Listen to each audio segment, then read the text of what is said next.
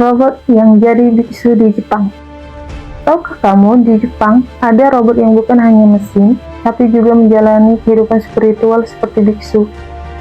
Kisah ini membuka pintu antara teknologi dan tradisi, antara masa depan dan masa lalu. Yuk, kita kenalan dengan robot biksu yang unik ini.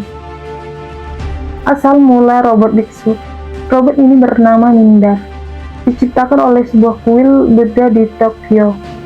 Tujuannya bukan untuk menggantikan manusia, tapi untuk membantu menyebarkan ajaran Buddha dengan cara yang modern. Mindar dapat berbicara, memberikan ceramah, dan berinteraksi dengan pengunjung kuil. Ini adalah langkah baru dalam menggabungkan teknologi dan spiritualitas yang mengundang banyak perhatian dunia. Fungsi dan peran robot biksu. Mindar membantu menyampaikan pesan-pesan kedamaian dan kebijaksanaan dengan cara yang mudah diterima generasi muda dan pengunjung asing. Selain itu, robot ini juga menjadi simbol bagaimana tradisi dapat berkembang tanpa kehilangan esensinya. Dengan wajah yang tenang dan suara yang lembut, Mindar mengajak semua orang untuk merenung dan belajar tanpa batas usia atau latar belakang. Tidak semua orang menyambut kehadiran Mindar dengan antusias. Ada yang merasa tradisi spiritual harus tetap dijaga oleh manusia, bukan robot. Namun, ada pula yang melihat ini sebagai inovasi yang memperkaya cara kita berhubungan dengan ajaran kuno.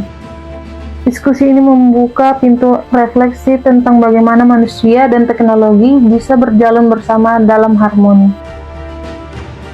Kisah Mindar mengingatkan kita bahwa perubahan adalah bagian dari kehidupan, dan inovasi tidak harus menghilangkan nilai lama, tapi bisa memperkuatnya.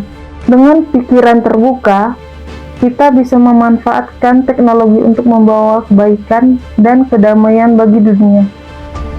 Robot biksu ini mengajarkan kita untuk selalu belajar, beradaptasi, dan menghormati tradisi dengan cara yang baru. Dunia penuh dengan kisah unik dan mengejutkan, seperti robot yang jadi biksu di Jepang ini. Teruslah eksplorasi dan temukan cerita menarik lainnya di episode selanjutnya.